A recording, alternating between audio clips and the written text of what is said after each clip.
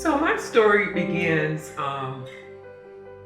really with growing up with just a lot of secret shame concerning sexual abuse. I never shared this information with anyone. And again, unfortunately, my parents were emotionally distant and hid the fact of my beginning. So I just grew up with all these insecurities. And because of the sexual trauma, I didn't know, I had no boundaries on how people should treat me, especially men. I just didn't know how to set healthy, good boundaries for myself at that time. So I was prey to a lot of abuse from men. I came to find out that I was adopted at the age of 48 when I was caring for my mother. I asked her point blank, I said, was I adopted? And she finally told me the truth. It felt good to finally know what I had always suspected all along. And what I did, I began my search. Even though my childhood growing up was less than ideal, and of course my parents did the best they could, we did go to church on Sunday. We didn't follow him Monday through Saturday per se, but we went to church on Sunday. So God's word, that way it was planted in my heart. So in 1985, I was a lieutenant and Air Force nurse in Biloxi, Mississippi, and Hurricane Elena came through Labor Day weekend. It was a Category 3 hurricane.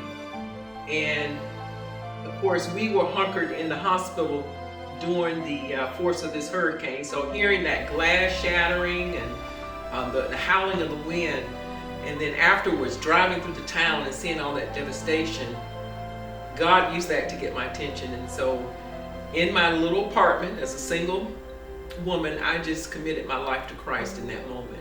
In 1987, I began to beg God for a husband. I literally felt like I couldn't be whole unless I had a husband. So a friend from church, she introduced me. She suggested that I meet a friend of her husband. They were both in the military. So I met my first husband. We had a short courtship and we married. And along with that marriage, he had a 3-year-old and a 4-year-old, 3-year-old son and a 4-year-old daughter from a previous marriage. Unfortunately, their mom had a lot of mental issues and she was trying to put them in foster care. So because of my childhood trauma, I just embraced that role of taking over as their mom. And so we were married for about 13 years, a lot of military moves. Unfortunately, the marriage unraveled. My husband was really focused on his career. I just focused on the kids, but we didn't take any time to focus on our marriage. And it just, with all the moving around, it just, we allowed the enemy to unravel the marriage. When I moved back to Raleigh at the end of my marriage, I felt emotionally just distraught. I just lost my bearing. So an old boyfriend contacted me in 2011, and before I knew it, we were dating again, and I married him out of this fear because I felt like, okay, he can help me figure all this out. Early in the marriage, I began to see the true cruelty and abuse from my husband. Actually, when I was preparing the obituary for my mom, my husband would use my laptop, and I was typing stuff in and I saw all this pornography information pop up on my computer. So that's when I first discovered that he had a problem with pornography. Of course, he just would deny that it was a problem. He just point blank told me, I'm a grown man, I can do whatever I want to do, and he just wouldn't own up to what he was doing to our marriage. So I just, tried to keep it together. I lived with the secrecy. I didn't tell anybody about what was going on. And I felt like I had no alternative because I felt like I was the one who got myself in this situation. So my plan was to stay in this marriage no matter what. I didn't want to have a second divorce on my resume. So I was just trying to keep it together. But I was starting to have what I would call panic attacks. I was started to have a lot of heart palpitations and couldn't sleep well. So I did go to a Christian counselor, and out of that, she recommended I read a book by the author Leslie Vernick. It's called The Emotionally Destructive Marriage. And I got the book, and as I began to read that book, I began to see in words what I was going through. I'm like, because in society, a lot of times the notion is if you're not being hit, you're not being abused. And I began to read that this should not be.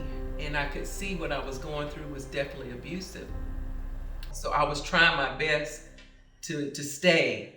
And unfortunately, my husband just began to spiral more and more. And the pain and the cruelty got worse. And God, through different confirmation, he let me know one day vividly that he cares more about me as his beloved daughter than to see my spirit being constantly broken under my husband, who was just not repentant. So in 2018, my divorce became final. And so I found out about vision. I would watch the sermons online, and I just was amazed with the powerful teaching. I just was drawn to that. And so that's what led me there. And I knew that was God's plan for me. So in the last 2 years, I have changed in the fact that I trust God no matter what. Even though some may hear my story or may think, oh, you've been divorced twice, you're a failure. God doesn't see me that way.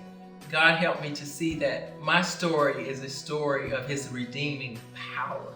Though I gave up on him, he didn't give up on me. He never left me. So out of that, my faith in God is so strong, so strong. So now when I go through things, I may not know what the end will be at the time, but I know now to trust his process. My pastor did a sermon once on trusting God's process, and I do that. I can trust his process even when I don't necessarily know what the end, and just wait on him.